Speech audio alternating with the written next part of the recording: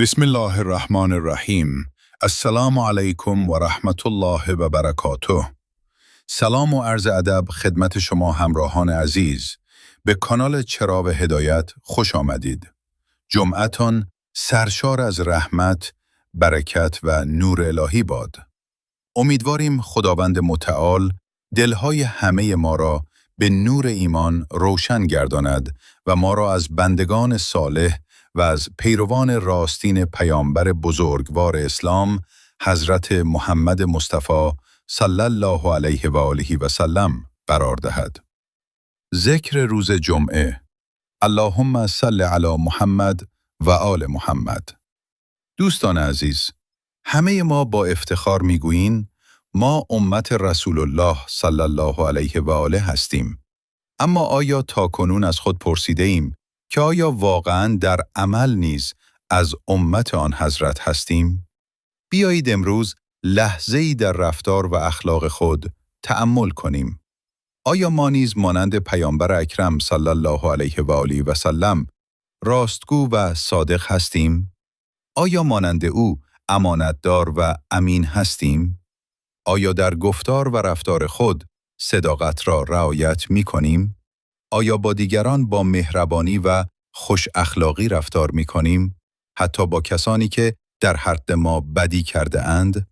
آیا اهل گذشت، تواضع، عدالت، صبر، حیا و وفاداری هستیم؟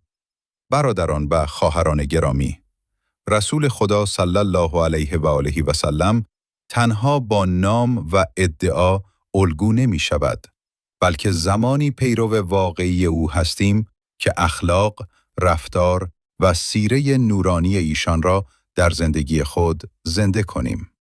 اگر دروغ میگوییم، چگونه از صادق بودن پیامبر صلی الله علیه و آله و سلم سخن میگوییم؟ اگر امانت مردم را ضایع میکنیم، چگونه خود را پیرو امین میدانیم؟ اگر با زبان یا رفتار خود دل دیگران را میشکنیم، چگونه خود را منتسب به پیامبر رحمت صلی الله علیه و آله و سلم می‌دانیم؟ امت واقعی حضرت محمد صلی الله علیه و آله و سلم کسی است که پیش از سخن گفتن با اخلاق نیکو و کردار شایسته پیامبرش را به دیگران معرفی کند. پس بیایید از امروز کمتر از دوست داشتن پیامبر صلی الله علیه و آله و سلم سخن بگوییم و بیشتر تلاش کنیم که در رفتار، گفتار و اخلاق شبیه آن حضرت باشیم. از خداوند متعال می‌خواهیم که دلهای ما را به نور قرآن و سنت پیامبر صلی الله علیه و آله و سلم زنده گرداند و ما را تا پایان عمر بر راه حق ثابت قدم بدارد. اللهم صل و سلم و بارک علی سیدنا محمد صلی الله علیه و آله و سلم و علی آله و صحبه اجمعین. از همراهی شما با کانال چراغ هدایت سپاسگزاریم. تا دیداری دیگر همه شما را به خداوند بزرگ می سپاریم.